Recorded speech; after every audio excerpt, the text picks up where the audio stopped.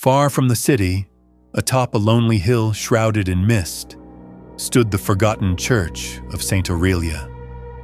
Its once white stones were now blackened by time, its stained glass windows shattered, leaving hollow eyes that stared blindly across the valley. The nuns who dwelled there spoke in whispers, for they knew the church was not holy. It was haunted. Sister Evangeline, young and devout, had come to the chapel seeking solitude, a place to pray away from the noise of the world. The other sisters warned her, "Do not walk the halls at night.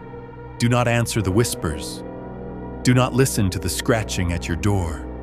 But Evangeline was innocent, pure in her faith, and did not believe in ghosts.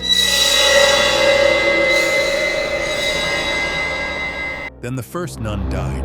Sister Marguerite was found at dawn, her body twisted in the chapel's pews, her face frozen in terror. Her throat had been torn open, not by blade or beast, but by something with jagged, broken nails.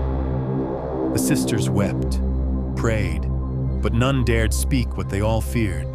The spirit had returned. Night after night, the scratching came, a slow, grating drag of fingers against wood, creeping down the hallway.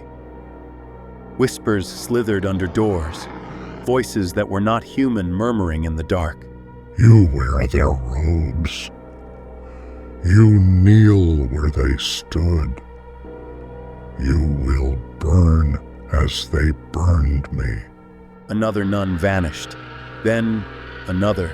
Their bodies were found in the courtyard, pale and bloodless, their eyes plucked out by the black crows that perched on the gallows.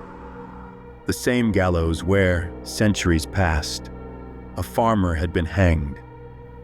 His flesh left to rot as the priests of St. Aurelia watched. Evangeline, trembling in her cell one night, heard the dragging steps halt outside her door. The wood groaned as something leaned against it, breathing wet and ragged.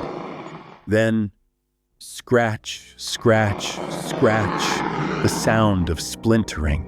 She pressed her back to the wall, rosary clutched in shaking hands, as the door creaked open.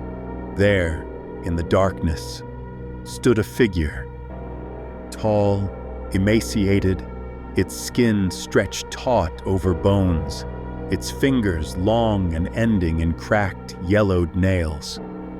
Its mouth was sewn shut with coarse black thread, yet it spoke, the words bubbling up from within. They called me a heretic. They watched the crows feast on me. Now, I feast on them. Evangeline understood then. This was no demon.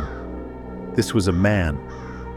A farmer, wronged, tortured, left to die by the very church that now stood in his name. His spirit had festered in the soil, and the stones, and the wings of the crows that had picked his bones clean.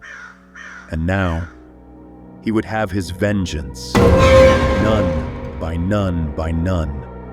As the thing lurched forward, Evangeline screamed, but the crows outside only cackled, for the church of St. Aurelia had always belonged to the dead.